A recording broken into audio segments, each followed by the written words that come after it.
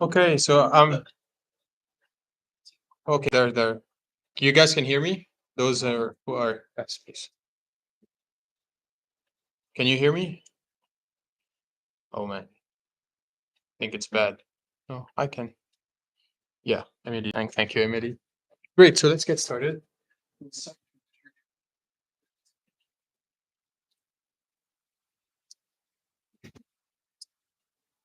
Okay. So this is definitely not a list that.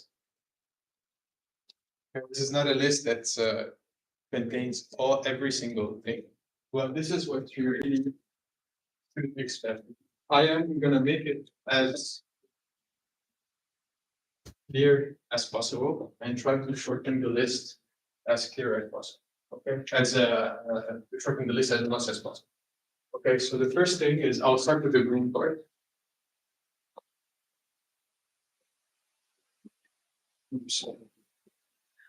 So what you have to know, of course, is the definition. Definition of a group. Check. And a given set is a group.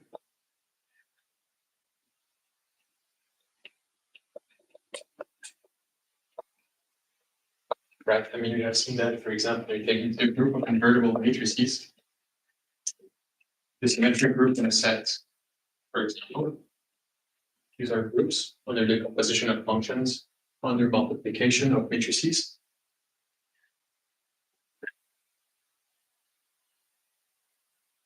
Where the midterm review is. Oh, yeah, I mean, we're in Burnside 1214, but yeah, I mean, if you can follow online, then that would be good. Okay. Because, yeah.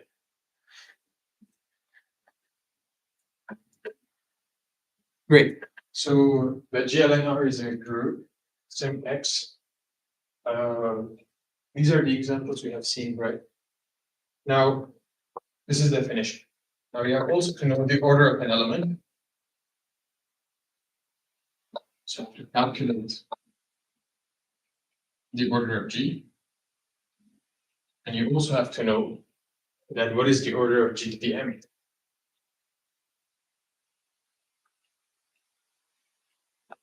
This is what is that? Do you remember the formula? I think it's order of G.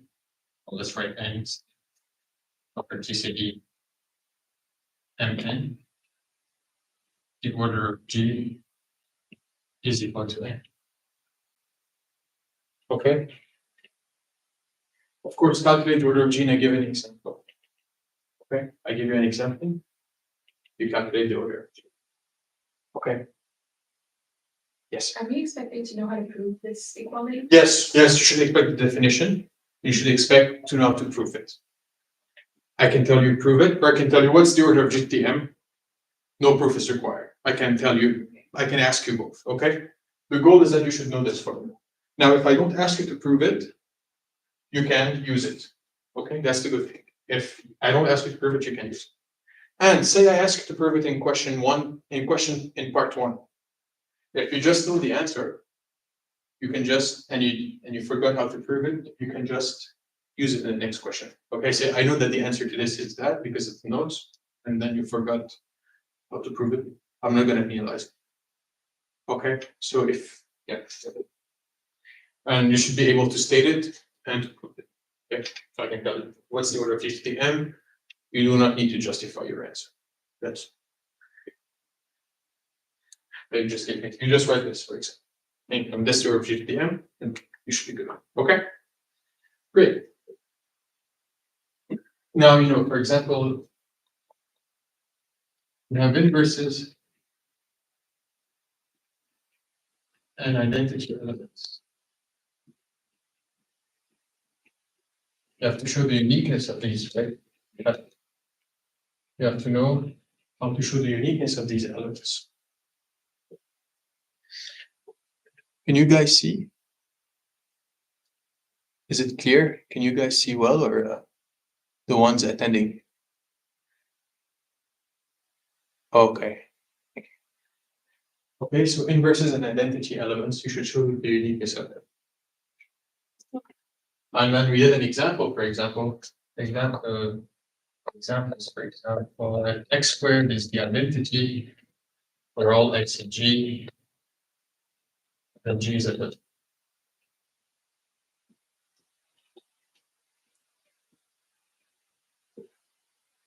Okay.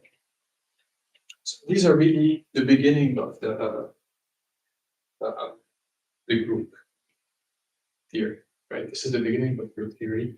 Should be comfortable with it. Okay. Are we good? Great. Now we move on to particular groups.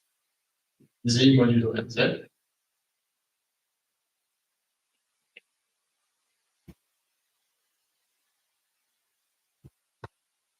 This is the set of equivalence classes.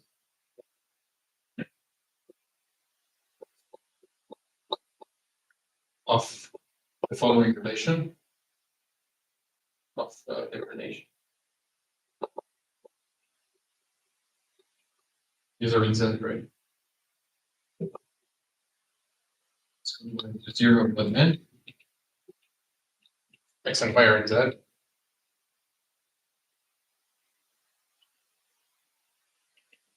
Right? You should show it's a group. You should show a well-defined operation. Addition is well-defined. This is important. Addition is well-defined. The Z mod and Z is a group. There. Addition.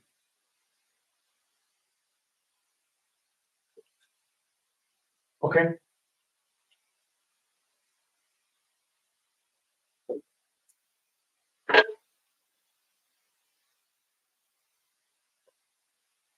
Okay.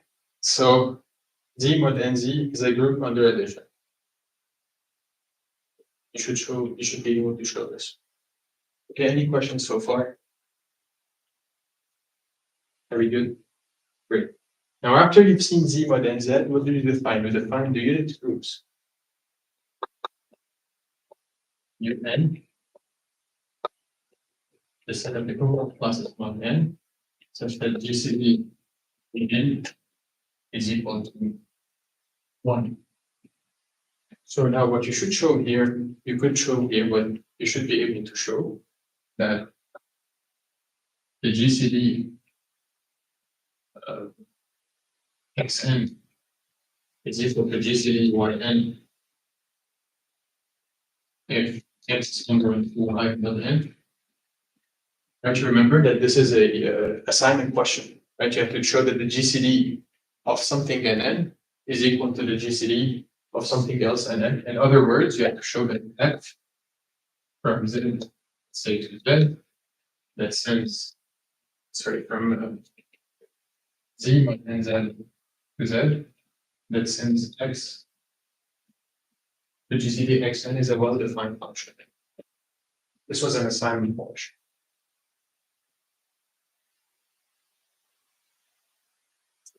Okay. Yes. Is this an if and only statement or just if? What do you? The last thing. No, I don't think it's an here. It's not an Yeah, it's not an here. Right. Say if n is prime, for example. Right. Take any two. Yes. If x and y is congruent to n, if x is congruent to y mod n, then GCD xn is equivalent. Okay. Is well defined. That this function is well defined. This is a homework question. Okay. We remember that. Okay. Great.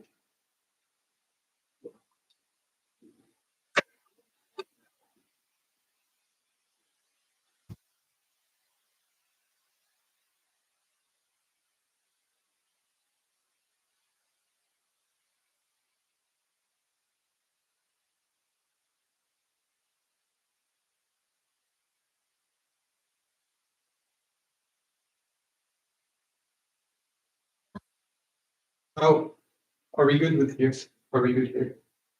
Yeah, of course, you have to know how to compute the order of elements in UN. Oh, I mean, you have to show that UN is a group under multiplication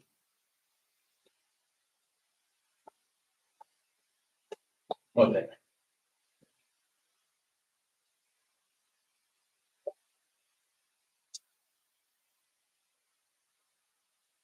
Of course, you have also to show you should be able to show that multiplication mod n is well defined.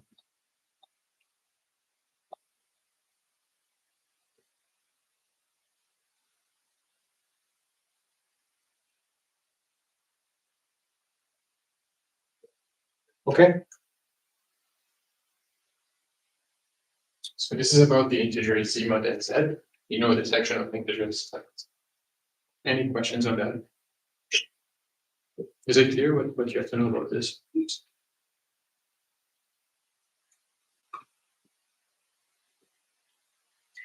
Okay.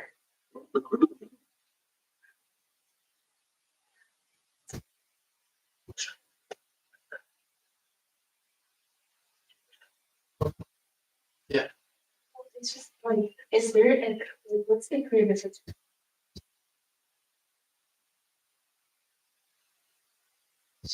Well, I mean, you have to show that it doesn't depend on the representative, right? When you take x plus y mod n, you should show that it doesn't depend on the representative. We've shown properties that A is congruent to B and C is congruent to D mod n. Then AC is congruent to BD mod n, and A plus C is congruent to B plus D mod n, right? This is what I mean by well defined, that it doesn't depend on the representative of the equivalence class. So it's inverted. No, yeah, no, it's before a group. You show it's well defined, and then you show it's a group. Okay. Great.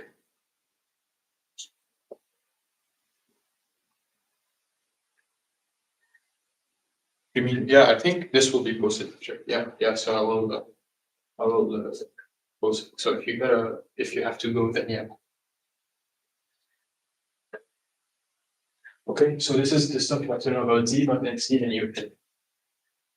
Okay. Of course, what I mean that you also should know calculations, the order of elements in Z mod and Z.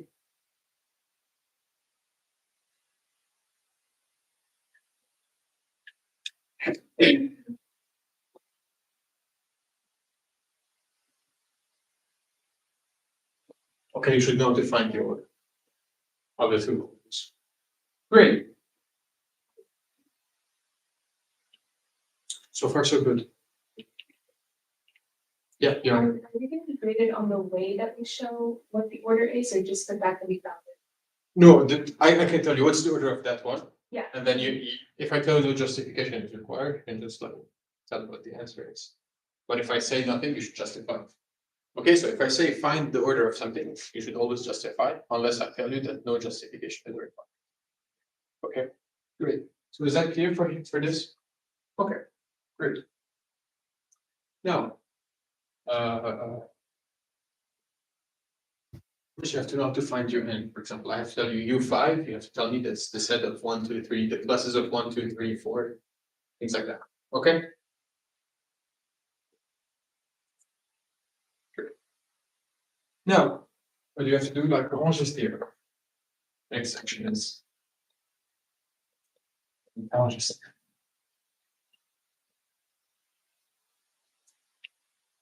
Of course, you have to be able to define a subgroup. Definition of a subgroup. You have to know to check that a given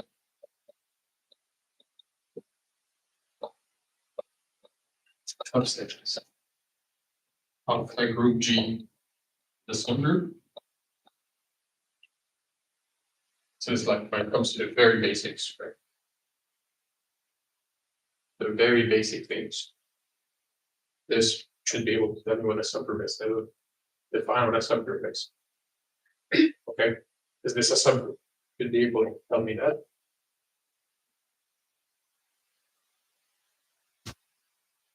Now, yes, now we're studying the important parts. Now the very important part. Cosets. Say left cosets.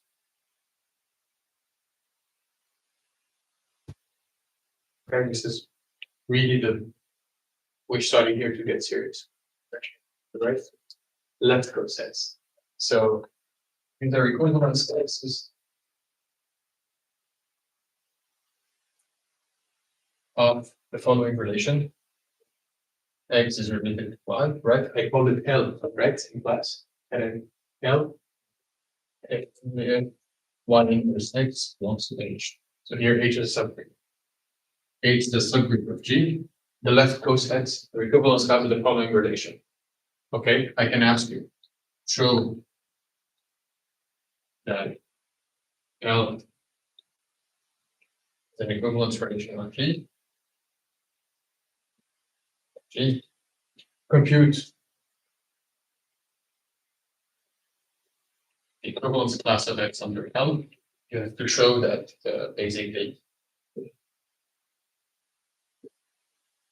is just G is just fixation. And then deduce that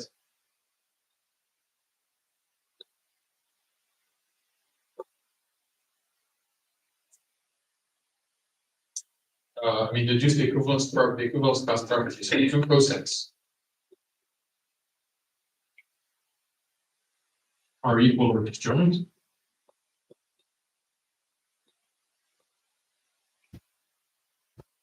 And then G is a union of left cosets. Okay, G is a disjoint union of left cosets. Then we can say disjoint. So you have to be able to show these. Okay, this when it comes to cosets.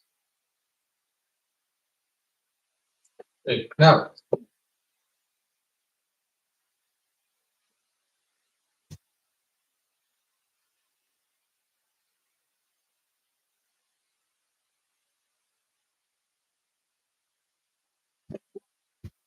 any questions on this? People attending, any question? Yeah, Laura. Yeah, sorry, no consensus, but just the, when we're talking about the definition of the subgroup. Yeah. We have to like, the definition of the like. Yeah, three criteria. exactly. Is, but when we're checking that a subset is a subgroup, can you just use the like GH minus and. Sure, you can use whatever it has as long as you. But in the definition, we have to. Yeah, you have to give the definition of lecture. Okay, so you should be able to show this. Okay, great. Now, you also have to show that there exists a bijection between H and XH, right? Basically, the two cosets are in bijection. Two left cosets are in bijections. Okay? Yeah, you have to show that. And then deduce that G is finite and G is equal to, let's say, KH, where K is the number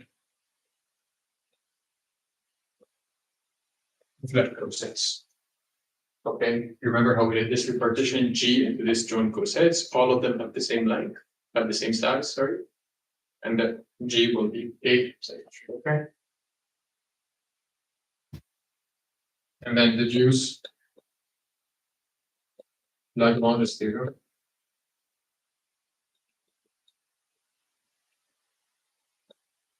What is Lagrange's theorem?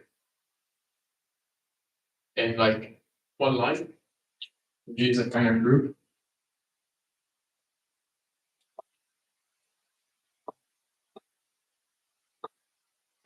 And H subgroup of G. Then the cardinality of H divides the cardinality.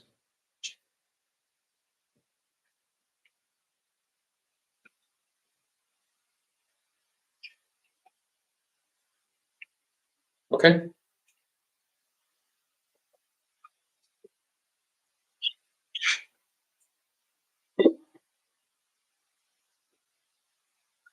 So what? Start. A little late. Okay.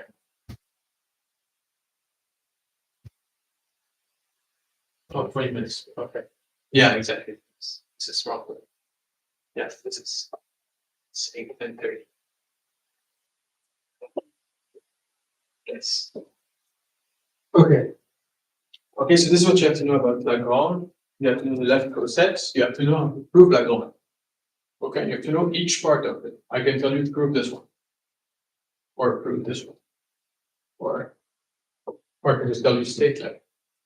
Okay, like it's an easy statement, but an important group. I can tell you state Lagrange and prove that there exists bijection.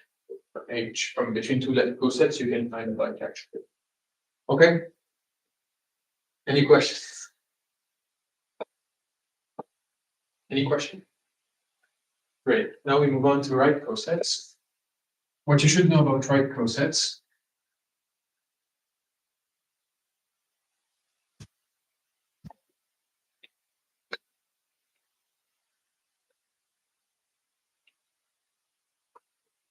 Should define a relation, so equivalence relation. X is a reason. Belongs to H. This is a relation. You should show that this is an equivalence relation.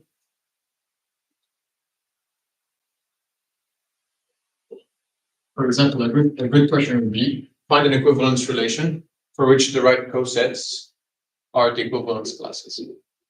No justification required. You just give me that. But what am I saying? What am I saying? Yeah, okay. What am I saying? Okay. X, Y inverse in H. Okay.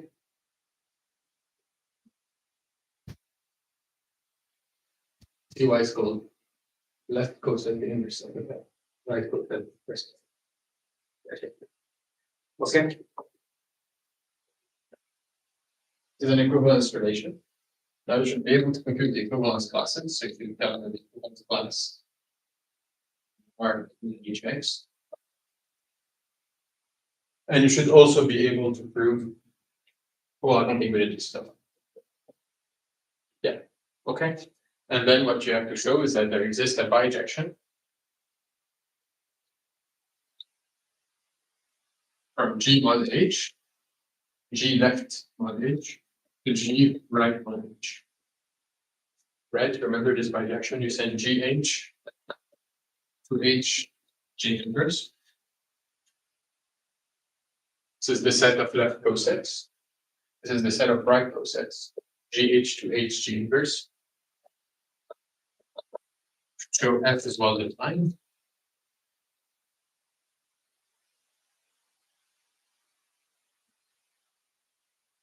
And F is bijective. Okay. Now I think that they're fine.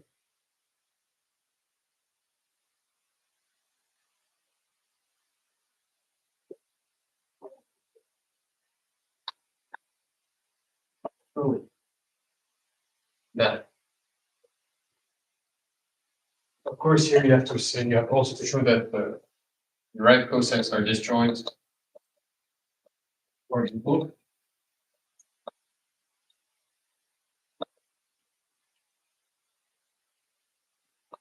Right? Because these are equivalence classes of every equivalence relation. And G is a disjoint union of right cosets.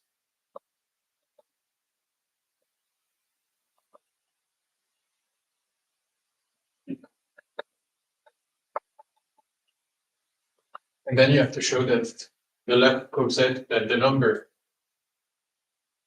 of left coset is the same as the number right cosets if G is finite.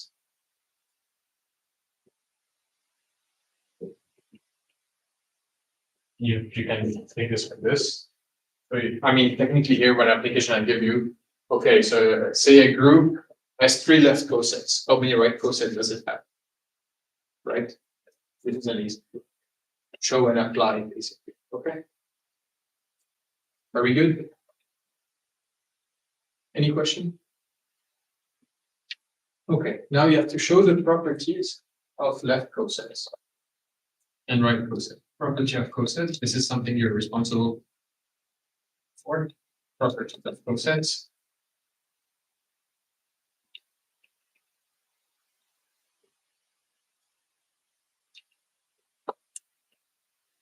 So xh is equal to yh if and only if y inverse x belongs to h.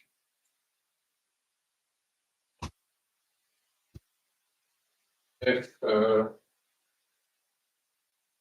h inverse is equal to hy inverse, should be able to show the equivalence of these 3 statements.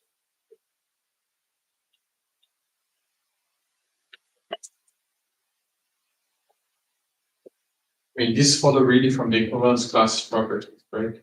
These are the equivalence relation, the equivalence classes. Really.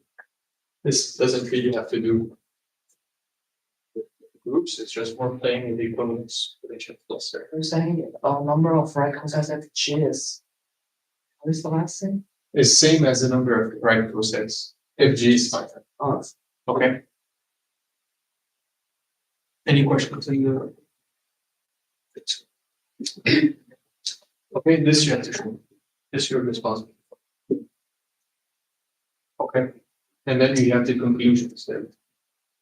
Okay, well, I mean, you have to show this. Okay. Now we're not done with cosets. We have more.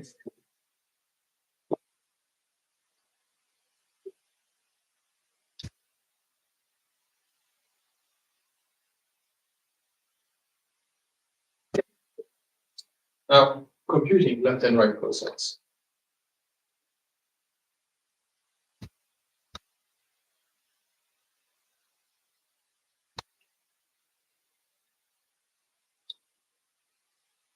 Define a group. Okay, I won't get it.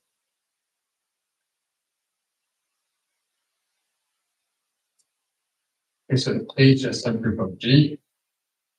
G is finite. Find the left cosets or the right cosets of H and G.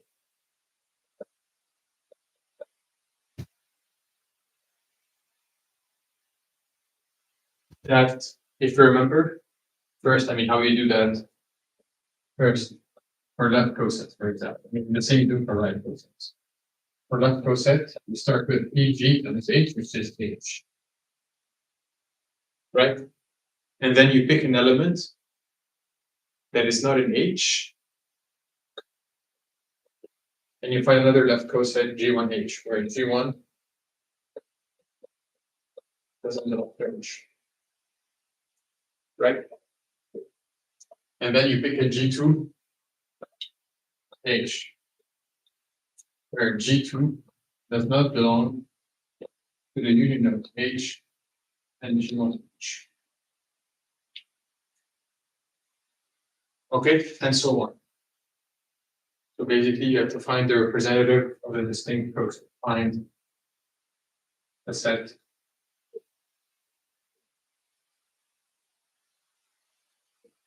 representative of G1H or for G1H, you know, just for the left cosets, or you can do that for the right.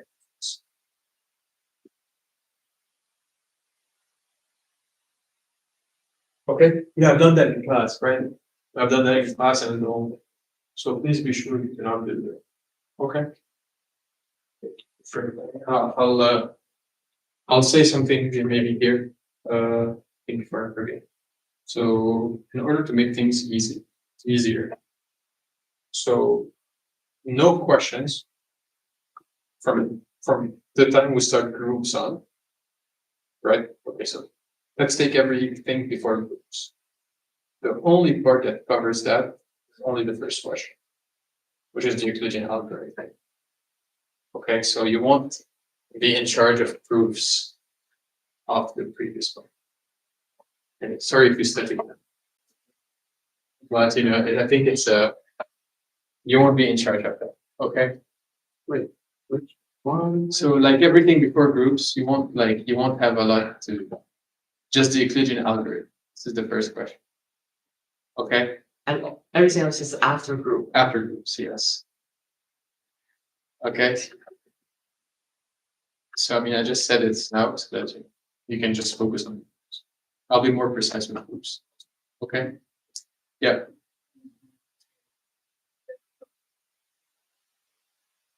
No. I mean everything related to number theory. Okay. Everything related to number theory, basically divisibility and things. So basically, you're not in charge of the proof of the Euclidean algorithm. You're not in charge of it. You're not in charge of proving Bezout's law. Okay. Yeah. That AU plus BV is GCD AB. You're not in charge of proving it, but you should know how to apply it. So yeah, exactly. You should just find U and V using the Euclidean algorithm. Okay. Yeah. Okay. So this can help a bit. I hope it can help a bit. But I don't know what lecture is that. But okay. So again, sorry for that, but I think it's in general. You know, I don't look at case by case if you studied it or not. I just look in general. I think it would be beneficial. But that doesn't mean in the final it won't appear. Okay, so there's a very high chance that if things that haven't been covered in the midterm will get covered. Okay, so if you studied it, it's not gonna. You're not. Just practice. Yeah, just practice. Okay, so I think it's a good idea to do that. You know, I just told you that Bezout's lemma, basically Euclidean algorithm, like Euclidean algorithm, the proof of the Euclidean algorithms, the proof of Bezout's lemma is not going to be important. Okay. I mean, that's two proofs, right? That's even if you study them, that's not the end. Okay, sorry about that. Okay, I mean, I can give more hints on that. I will give more hints. And yeah, okay. Now, really, the focus should be on. Okay, question 2, 3, 4 have groups connected. Okay, question 1 is a Euclidean algorithm with 2 digits. I go through the questions with that. So, question 2, 3, 4 have groups. Okay, great. Then, yes, we're done with the basics of Lagrange, right? So we completely write context. Yeah. Now, the last. Did you guys study this? Oh, okay, yeah, I'm sorry. But I think it, yeah. Yeah, I can put on. Have you made up your mind on final yet? No, but I have to. I think the deadline to submit it is like the first week of September because we're the first of September. Yeah. Okay, so let's see. Okay, so again, I want you to focus on groups. Okay, now, again, yeah, I'll try to be a bit more precise. Now I know it's a lot, but let's move forward. Okay, great. What should we do now? Consequences of Lagrange's theorem.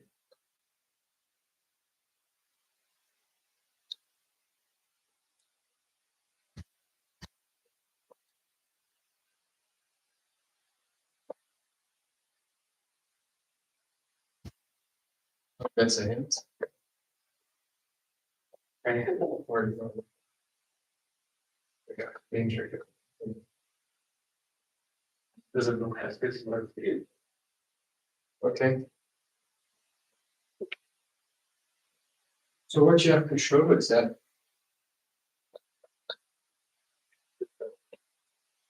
if G and G has size n and n, then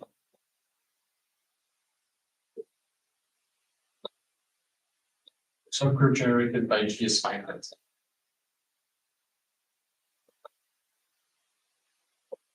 and the order of G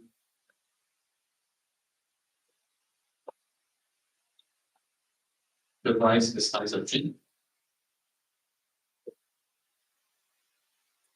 Okay. Divides the size of G.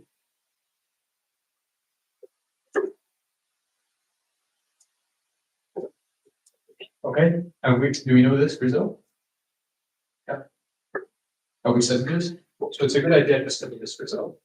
And that the consequence of that, you should be able to prove that G to the G is equal to the identity. Okay.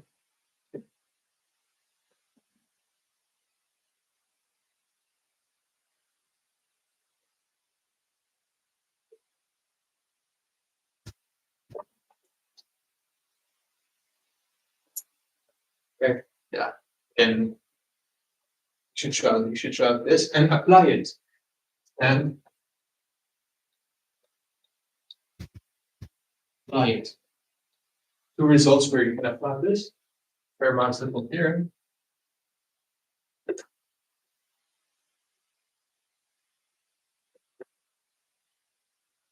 And Euler's theorem.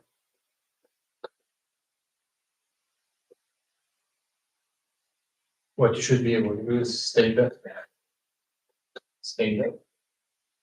prove that, and apply. Okay. And you can also be in charge of applying this. So, for example, a group of order 60 doesn't have an element of order 7. Okay, apply this. Okay. Are we good here? Is that clear? I mean, there are some, I think in the notes I posted some exercises on Fermat's little theorem that I didn't do in class, right? I think it's a good idea to do that because everything that I say in class left as an exercise is fair. Okay?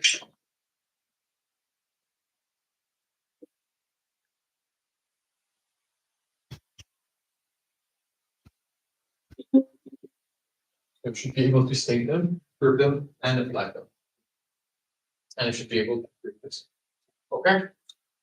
Are we good? It's already on 1:30. But we'll just do that. Okay, sure. So let's consider. Okay.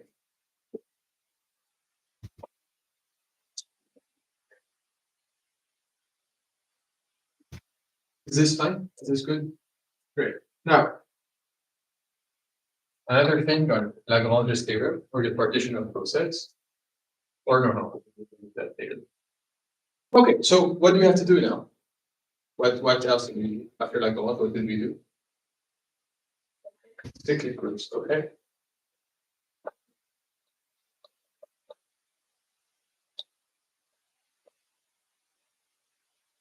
Here, right? This is an important section of the midterm and of the course.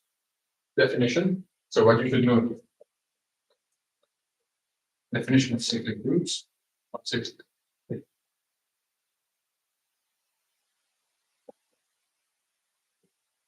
Okay. You should know the definition. It's a group that can be generated by one of so that G is cyclic if there exists little G in G, so that the subgroup generated by little G is equal to big G, right? And, okay. I mean, what you have to show. I mean, this is so subgroups of acyclic groups.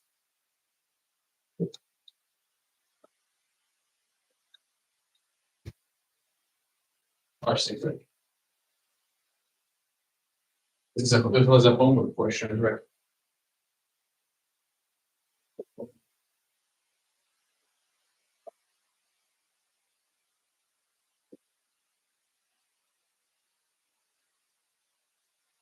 I mean, I think I gave 2 examples in class of groups that are not cyclic. For example, Z is cyclic. I found that Z is cyclic. You should know this fact. And I mean, you should prove this fact, right? I proved in class that Z is equal to 1 is equal to 1, right? Additively, right? And then I prove that. Well, I didn't prove. I told you I would prove that R is not cyclic. I mean, because R is uncountable, and cyclic with must be countable, right? Remember that. And then also you should prove that Q is not cyclic. No, I wrote that in class, but you should prove it. It's not a difficult proof. I think I left it as an exercise, maybe. Try it. The idea is that the main idea is that if Q is A over P, you can show that Q over 2B does not belong. Okay. If A is non-zero, say A is not A. Okay.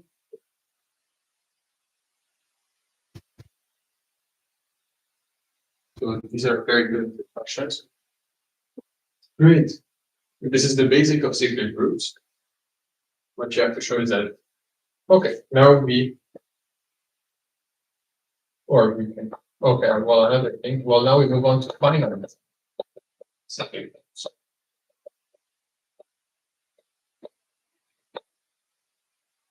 Now here is very important. So let G be a finite cyclic group.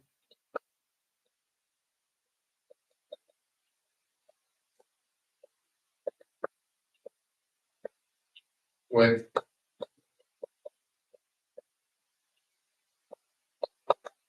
n elements.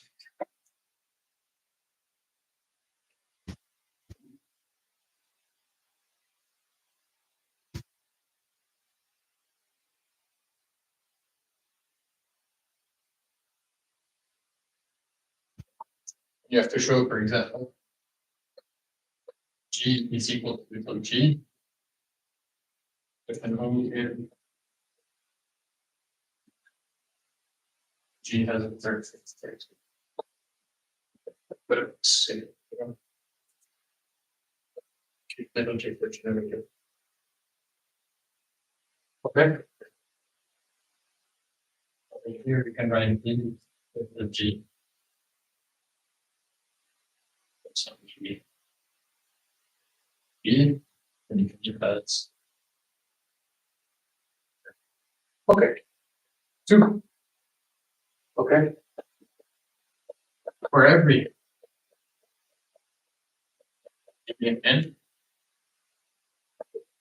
dividing n, there exists an element of G of order D. Okay. Should be able to give me an element of order D if D divides n. I mean, what is this element? This is G n over D, right?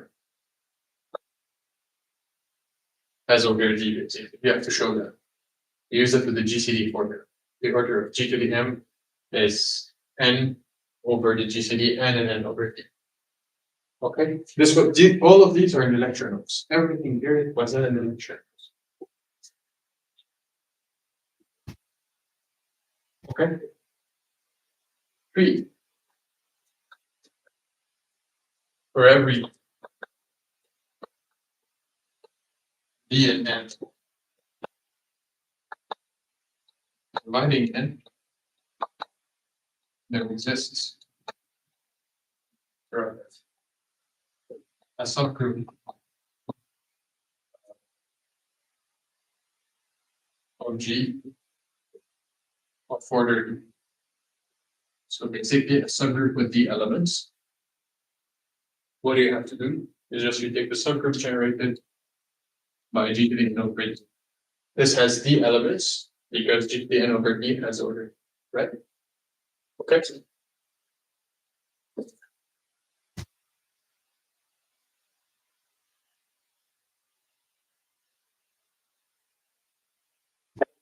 Four. So that every D and n, right, dividing one, there exists you need subgroup G order. Basically, this subgroup generated by G to the n over D is the only subgroup of order D. Also proved that in the lectures. This is a very important property of sigma groups. Okay.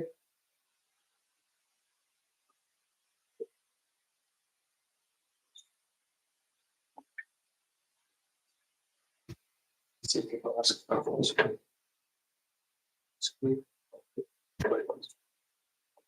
Okay. Are we good here? 2. Well, 5. But show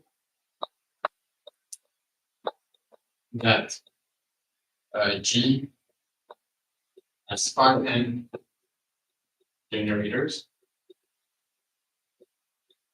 where 5n the cardinality of n.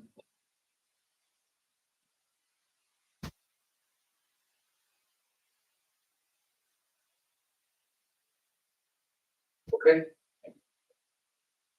And then, for that, what you show is that G is equal to G to the K if and only if the order of G to the K is n, and only if what's the order of G to the K? This is n over G to the n to K. N only if n K. Okay. And so the number of generators of G is just the number of elements that are less than n, with GCD with n is 1, right? Which is the n. Okay. Now,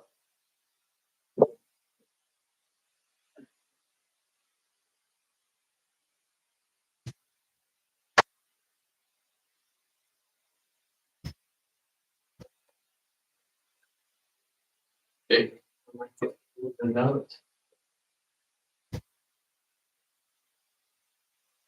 So, okay, are we good here? Now, this is what we have about finite cyclic groups. Now, one last thing is that numerical examples.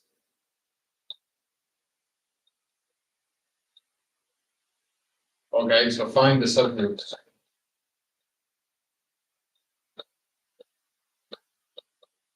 of a finite cyclic group.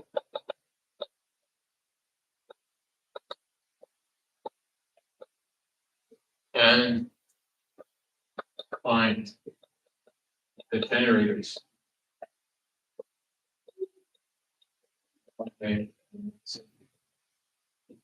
Okay, you might be questioned on this. I'll give you an example. Find the subgroups of, I think in class we did Z mod 12, and the homework is some big number, right? Can't remember what it is. 60? Yeah, so you have to do that. Or I tell you find the generators of a group, for example. I don't know. I'm pretty sure I did something like Z mod 9 is equal to Z mod 6, right? Find the generators of that. These are just the elements of UN, basically. Generate this group additively.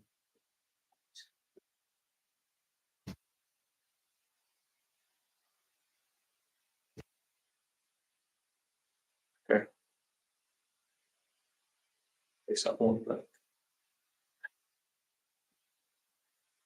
What does the right blackboard say? Where? Here. Find the subgroups of a finite cyclic group and find the generators of a finite cyclic group. So numerical examples, basically. Okay, actual example with numbers. Okay, you're in charge of that. Okay, so now what you have to show is that properties of cyclic groups, basically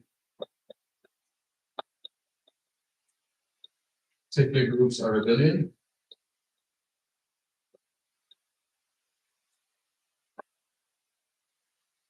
And basically, given an abelian group,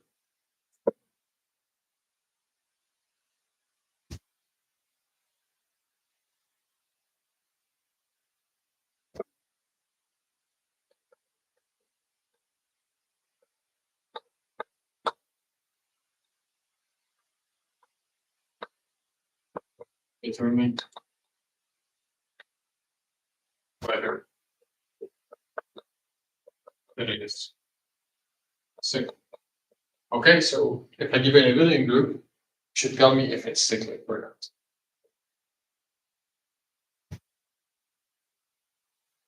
Okay, yeah. What's 3 and what's 4?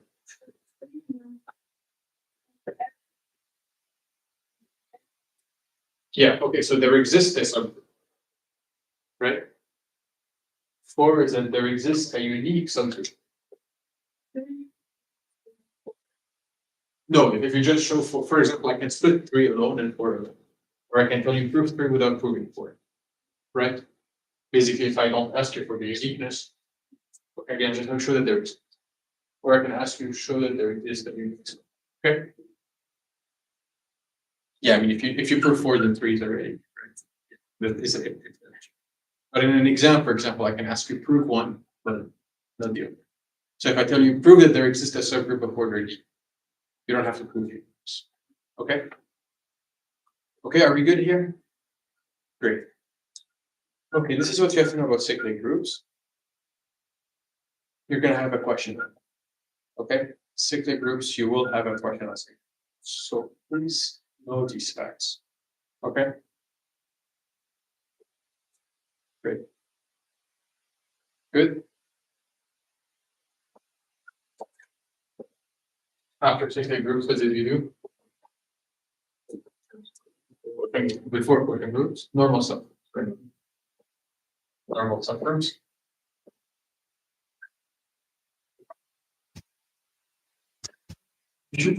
When a subgroup is normal, in a group.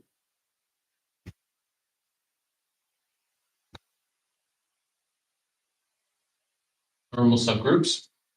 You have to know what's the definition. You can use any of the equivalents that any of the equivalent that.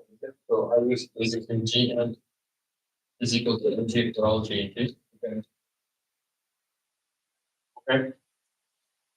2. A subgroup of index 2 is normal.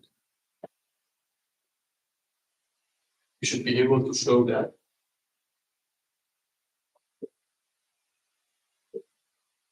Okay. 3. If n is a normal subgroup of G,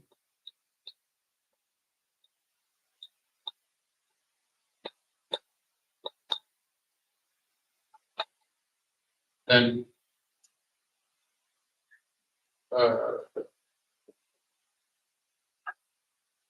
yeah, then G mod n is a group.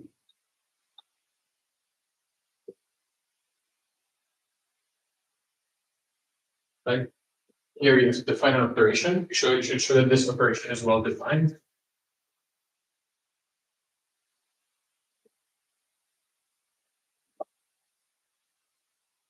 Let's see. And well-defined operations.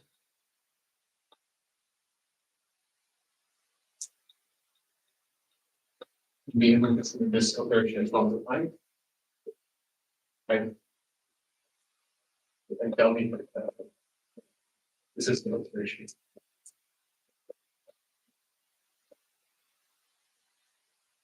Should be able to tell me it's well defined.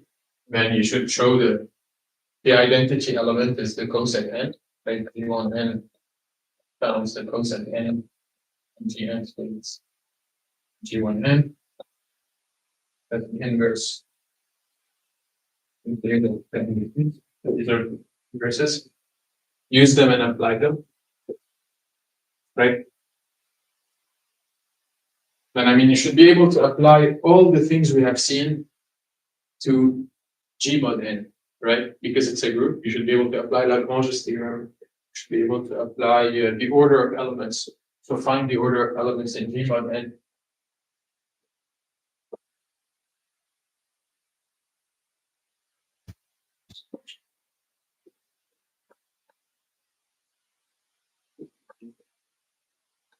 Or G on N, I mean, okay, you should be able, I think this is in the homework, right? And then you have to do examples of normal subgroups. Right? Examples of normal subgroups. ZG, for example, is normal. So ZG is normal.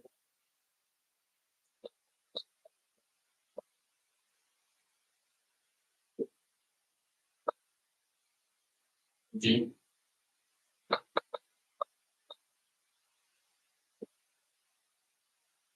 Right, in the homework. And then, yeah. Okay. And every abelian.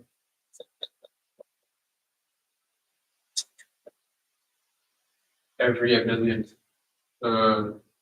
Every subgroup.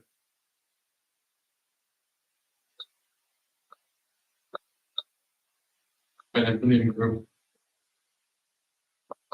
is normal. And you have to know about simple groups.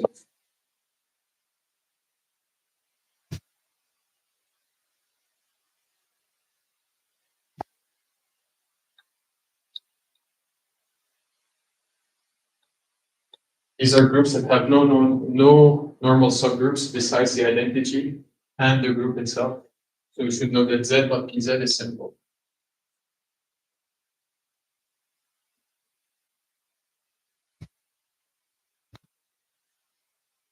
Is prime, right? We prove that. And I think that's it for normal. Right? Great. Now,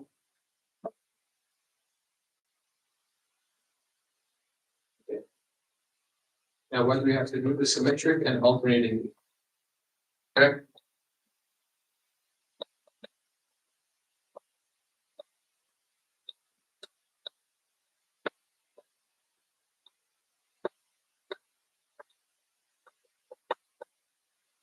Of course, in normal subgroups, questions of the homework are fair game, right? You have a lot of questions in your homework about normal subgroups. These are all fair game. Okay.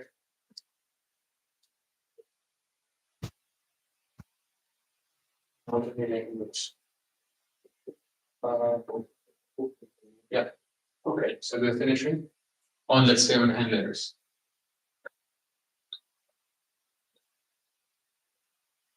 Okay. So first, you have to know the statements. You won't have to know the proofs, but every sigma. Listen, is a product of this function. Okay. You won't have to know the proof of that. You just have to apply it. Okay. If I give you sigma and I tell you write it as a product of disjoint cycles, you'll be able to. Okay. I mean, the proof wasn't the homework, but it is very. Okay. 2.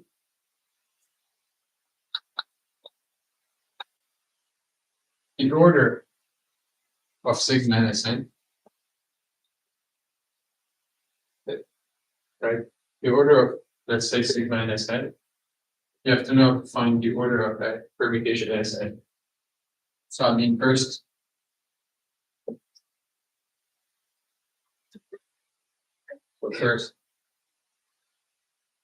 right? Sigma, that's sigma 1, sigma 2, sigma k, where these are disjoint cycles. Disjoint cycles of length L1, Lk respectively. And the order of sigma is the LCM of them. Right?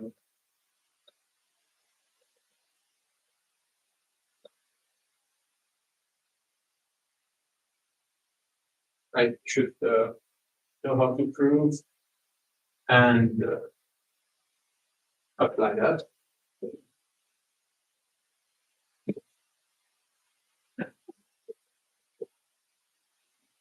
Okay. Now, You should do every sigma in Sn and derivative and the product of transpositions.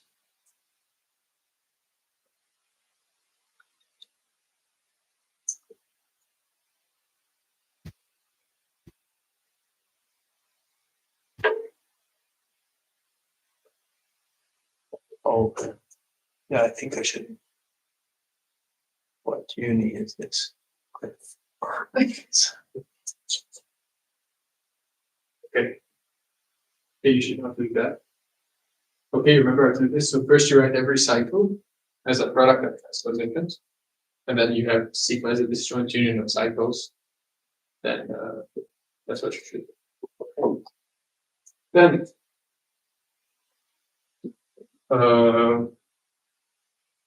sure, then what do we have to do?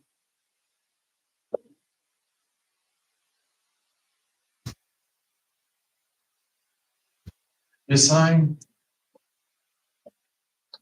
sigma. Basically, if you can write it as a number of an odd number of transpositions or an even number of transpositions, right? And sign of sigma. Find the sign. And show that the sign is well defined.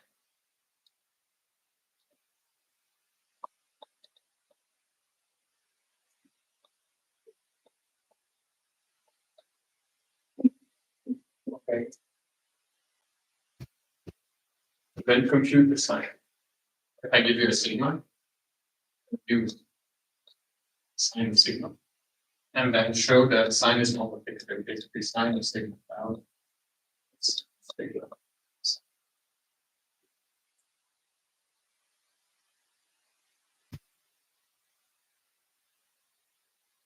Okay. Are we good here? Great. What else? Alternating group, of course. Define the alternating group. AN. Define it. So it's all the sigmas in Sn, which have sign 1, right? Define. Show AN is a group. And that AN has size and factorial over 2, right? And then show that AN is not.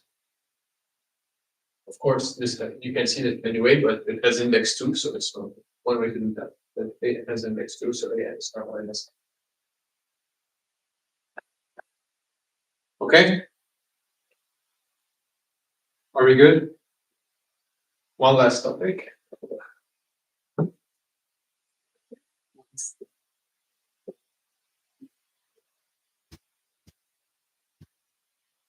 Conjugation.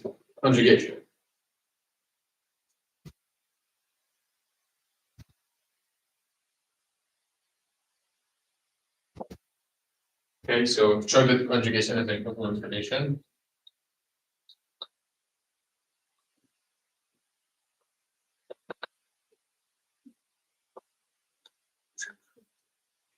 Okay, you have to show that. Then you have to compute, for example, if I ask you the properties of the conjugacy, this point has it. Okay, well, compute equivalence classes, basically. I will give it conjugacy classes. Especially in SN, right? You have had in the homework to find the conjugacy classes of S4. You should know how to do that. Right? So I think it's homework, which homework? Homework 4 and the current one. So you have homework 4 and homework 6, for example. You have 3 portions on S4. And 2, you have another, so that the normal shows that a normal subgroup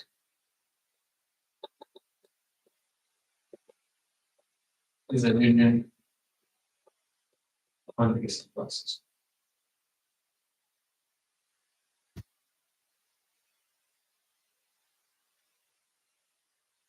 Of course, when I say compute conjugacy classes, it also comes, with the package that you have to show equivalence classes or disjoint or equal. G is the disjoint of equivalence classes. Apply that one. Yeah. Okay, so this conflict. Okay, and then you have to use it to find normal subgroups. Okay, if you have the conjugacy classes, you have to try to find normal subgroups with it. Okay. Also, homework 6, for example, find normal subgroups.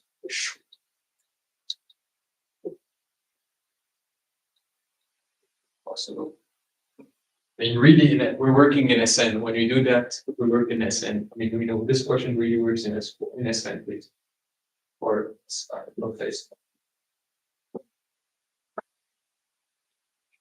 Two elements in SN are conjugate if and only if they have the same structure, right? So that you have to know. You have to compute the conjugacy classes, give me the conjugate class table, and things like that. Okay. So I think. Okay, so I mean, took 1 hour and 5 minutes, and the midterm is 50 minutes. So we're in the midterms. I mean, those 3 pages on that. Yeah, the midterm is 1 page. You're able to fit all of the answers in 1 page. So the homework are important. Okay. Can we just know the last 3 questions are about? Yeah, I mean, I think I said that 1 question will be about cyclic groups. Okay, so the second question, I think, I don't know which question, but 1 question will be about cyclic groups. So the first question will be about Euclidean algorithm, and I said what this question is going to be. And 1 will be on cyclic groups. So it's okay. So you have 2 more left. Okay, 2 more questions that are left. Okay, any questions from people in the audience? In the audience, on the online? No problem. Okay, any questions from people who are attending in person? Okay, so again, all the questions that I say in class, left as an exercise or try that at home are great. Okay, so you should try it. Okay. Okay, great. So yes. Which is the last topic? It's important. I mean, it's I mean, we've had several homework. It's yeah. Okay. You said Thursday there's going to be a class. Thursday is going to be a makeup class for the midterm day. Yeah, and then you're saying it's 67 here. Yes, but I will broadcast it online as well so that people can attend virtually. And as you see, it's very difficult to find a 100 students, especially it's midterm season. So okay. So you guys have any more questions before maybe people can benefit from? No one has questions? Okay. Great. Yes. What about the end on the D? No, the hedgerow groups are not covered. Okay, the hedgerow groups are not covered. And okay, the hedgerow groups are not covered. Okay.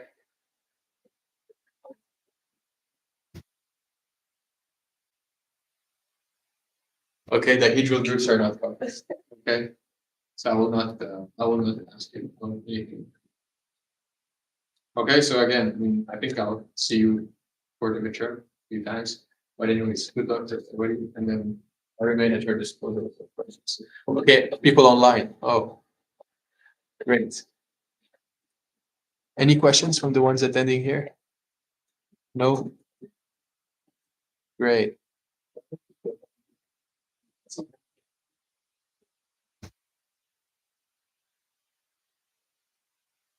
Oops. Yes.